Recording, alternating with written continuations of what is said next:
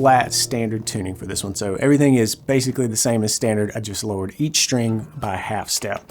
And I've got a lesson on the basics of 12-bar blues if you need to get up to speed with the general pattern. What we're going to do here is decorate that pattern, dress it up a little bit with a few Lightnin-isms.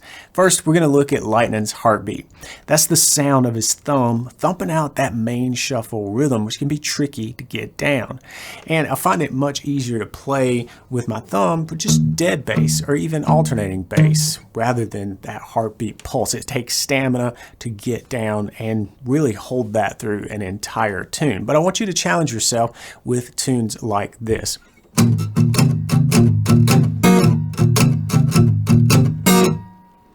All right, Lightnin's heartbeat is all about keeping that pulse going with your thumb. And to me, this is much more difficult than that dead bass where we're playing just on the beat, right? This, we got to feel that out and play the full shuffle rhythm with the thumb. 1 and 2 and 3 and 4 and 1 and 2 and 3 and 4 and right? Now start slow and definitely give yourself some grace when it comes to getting this down. The thumb can be uncontrollable, especially when you're asking it to play in quick succession like that. So slow things down and maybe even just dial back the punch when you're getting used to this. We want to just train the movement at first, all right? But once you get that down, then we can start dialing in that attack that makes the heartbeat really punch, okay? How do we get that? Well, we want to accent the beats, the 1, the 2, the 3, the 4, and those in between, those little pulses, they're a lot quieter. They don't have quite as heavy of an attack, which by the way, I'm wearing a thumb pick for this so I can really bring out that attack. But the same thing applies if you're just playing with your thumb and no thumb pick here. The other thing to note is that I've got a palm mute going here constantly on the 6th string and a little bit on the 5th string just to deaden things out. We don't want this, right? I want to deaden it out and get that thump. That's what we're looking for. So here we are, really accenting each beat. 1, 2, 3, 4. Hear how those are louder? 1, 2, 3, 4.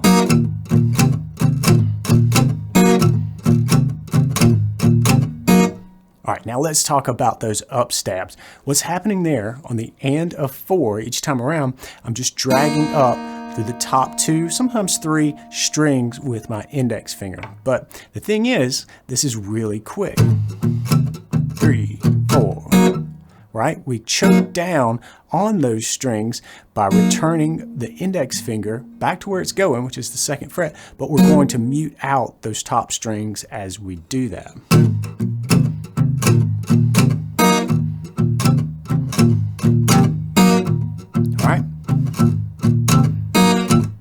So have some fun with that and really work on accenting those main beats and give it some extra attack. This is way heavier of an attack than I normally play with, right? We're really trying to get inside this aggressive, energetic sound.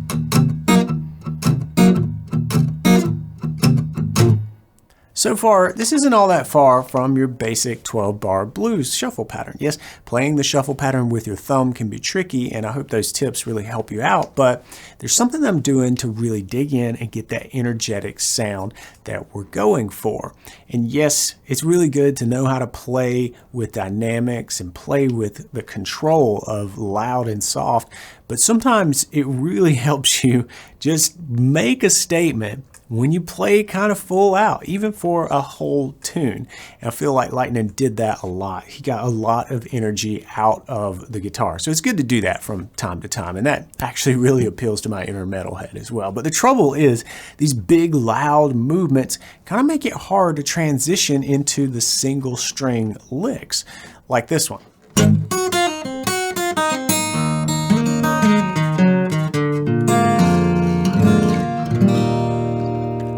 Both of these licks, the one over A and the one over E, have moments where we're just focusing on a single string. And that can be a lot to contend with when you're coming from these bigger movements like this. yes, you should shoot to be accurate and hit just the 2 bass strings here during your heartbeat, but if you push through and hit the 4th string,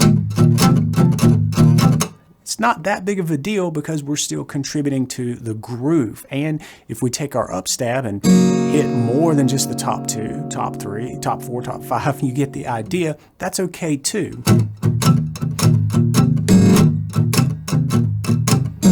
It still serves its rhythmic purpose. But here, when we transition into a lick, we've got to make sure that those notes sing, right? That's the purpose of playing that lick. So how are we going to do that? Well, first thing, we're going to chop down on the strings and stop the heartbeat. We're not killing the song, we're just momentarily stopping the heartbeat so that we can switch to this single string picking, all right? So how am I setting up for this? I'm pushing through and my thumb is coming all the way up to the 2nd string here, and I'm going to rest it there as my index finger curls under and catches the 1st string to start playing the lick. Notice that my index finger played all the notes on the 1st string and my thumb plucked the notes on the 2nd string. So this setup shifts me from thinking about these big moments to playing a single string at a time. Right? And we can use the same idea as we move into this lick over E. Right? Except with a little bit of a tweak. Notice here I didn't punch down as I hit the E on the 6th string like I did when I hit the A, the 5th string, and of course getting that A5 sound on the 4th string going. But here I let it ring. Letting it ring out can do the same thing. It serves as a little bit of a signal that I'm shifting gears here. And you might think that it's downshifting a little bit, right? We're going from these bigger moments, just high octane, right?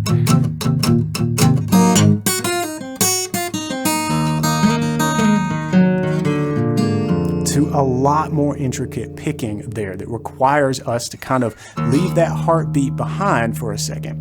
And the open string can help you get there just as well as punching down and stopping the rhythm and muting it out altogether.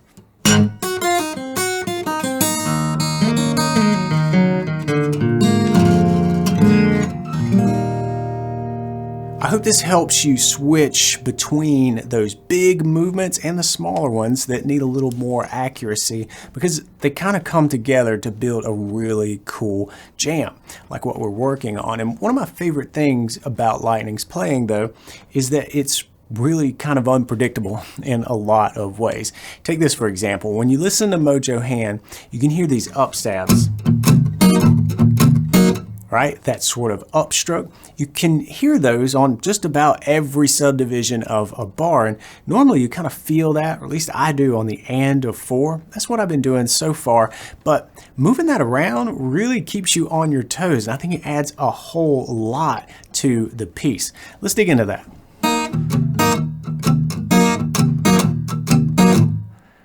Moving those up stabs to different beats, especially the in-between beats, can really have a great effect on the overall rhythmic feel. And it takes you away from just playing this for an entire measure. So how are we doing this? First of all, we're strumming up through the top 2 or 3 strings with the index finger, but we're coming down and muting out with the index finger on the fret hand here. So before I return to my fretting, I'm muting out using this part of my finger to mute out the top strings that are ringing, right? So don't come down and fret. That can sound kind of cool, but what we're looking for here is just that sharp choking out sound. Now, start by placing this on the and of 4. It's a very familiar place to feel this. And go slowly. 1 and 2 and 3 and 4 and 1 and 2 and 3 and 4 and 1. But then we'll want to move it around. Here it is on the 1, 2, and. 1, 2, and. and then once again there on the and of 4. You see how much fun you can have with this just by moving that around, and it will really challenge how well you know where you are in the count on this basic back and forth thing. I absolutely love that sound. Being able to take those up stabs and move them through the different beats and subdivisions of the measure can help you create something that's unique and kind of grooves in its own way. And I think that really proves the point that 12-bar blues is really just a framework, but it's not constrained to just the same old shuffle pattern. It's so much more than that, and explore new rhythms that will help make you a better blues player. So I want you to watch this video next to learn some of the best rhythms that you can play in a 12-bar blues jam that will keep your playing sounding anything but boring. I'll see you over there. Until then, practice smart and play on.